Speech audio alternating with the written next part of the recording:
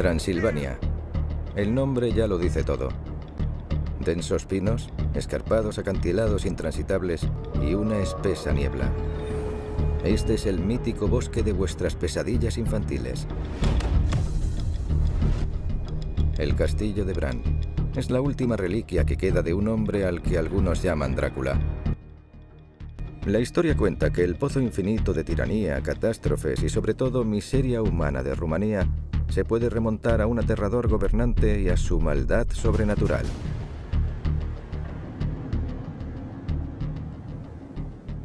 A Vlad Basarab III, más conocido como Vlad el Empalador, lo apodaban Drácula, que significa hijo del diablo. Vale. ¿Has oído la maldición de Vlad Tepes? Sí.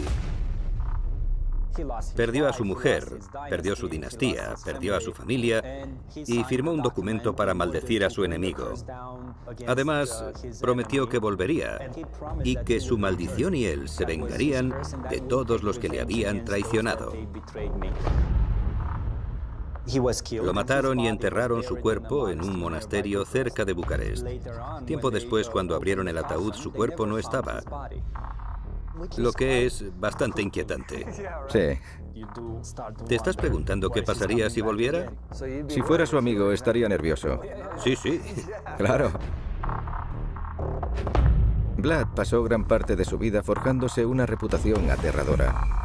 En cierto sentido, su fama fue tan extrema que ha recorrido el mundo entero. Una de sus tácticas era capturar prisioneros y después empalarlos. Les introducía un palo de madera por el recto. Dios. Te subían y seguías con vida unos 3 días. ¿Qué?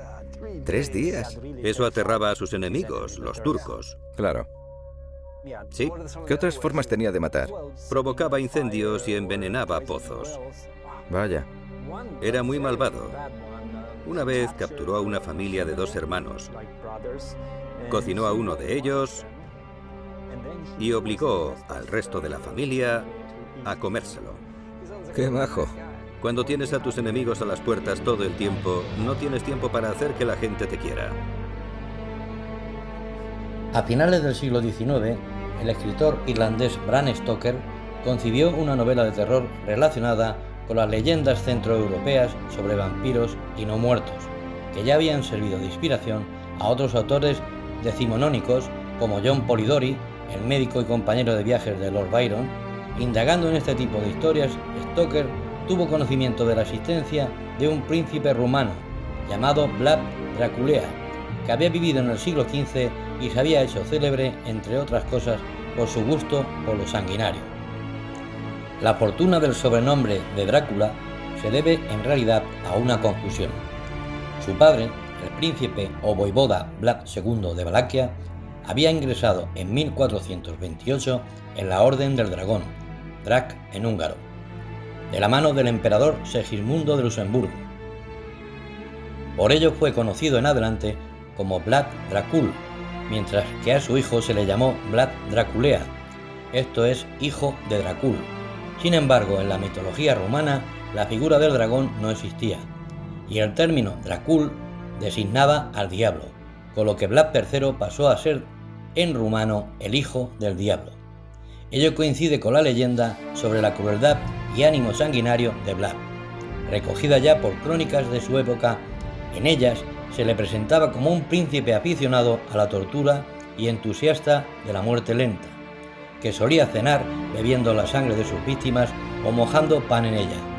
Se calcula que en sus 3 periodos de gobierno, que suman apenas 7 años, ejecutó a unas 100.000 personas en la mayoría de las ocasiones, mediante la técnica del empalamiento. Por esto, se le conoce desde el siglo XVI como Vlad Tepes, esto es, Vlad el Empalador. Un príncipe de frontera. Según la mayoría de los autores, el príncipe Vlad III de Valaquia nació en Sigisoara, Transilvania, en 1431, y fue uno de los 3 hijos legítimos de Vlad II voivoda, gobernador de Valaquia. Con apenas 13 años marchó a la corte otomana, junto con su hermano Radu. Como rehén o garantía de sumisión, Vlad II, en efecto, había establecido con los turcos una alianza que le valió la enemistad del regente de Hungría, Juan Hunyadi, de origen valaco. En 1447, este preparó una ofensiva contra Vlad, apoyándose en los boyardos valacos, nobles prohúngaros. El resultado fue la muerte del voivoda y de su hijo Mircea. Irritado por la pérdida de su aliado en Valaquia, el sultán otomano Murat declaró a su hijo Vlad Draculea pretendiente al trono. Al año siguiente, lanzó a sus tropas contra Hunyadi, derrotándolo totalmente en Kosovo. Vlad aprovechó la circunstancia para apoderarse del trono de Valaquia, pero en su primer periodo de gobierno duró poco, pues en el mismo año 1448 fue expulsado a instigación de Hunyadi. Los métodos de un cruzado. La campaña de 1462 nos da un ejemplo de sus métodos, en respuesta a una ofensiva turca. Vlad atravesó el Danubio para saquear el país búlgaro, entonces parte del Imperio Otomano. Al término de la campaña, envió al rey húngaro Matías Corvino 2 sacos llenos de orejas, narices y cabezas, acompañados de una carta en la que le decía: «He matado a hombres y mujeres, a viejos y jóvenes, desde Obluzica y Novoselo hasta Sambit y Gigen. Hemos matado a 23.884 turcos y búlgaros, sin contar aquellos a los que quemamos en sus casas, o cuyas cabezas no fueron cortadas por nuestros soldados. Terminemos juntos lo que juntos hemos iniciado, y aprovechemos esta situación, puesto que si Dios Todopoderoso escucha las oraciones y los ruegos de la cristiandad, si favorece los ruegos de sus piadosos servidores, nos concederá la victoria sobre los infieles, enemigos de la cruz». Vlad pues se veía a sí mismo como un cruzado. En 1462, Vlad fue derrotado por los turcos.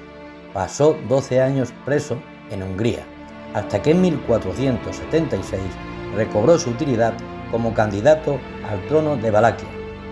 Su tercera etapa como voivoda terminó al caer abatido en una emboscada turca.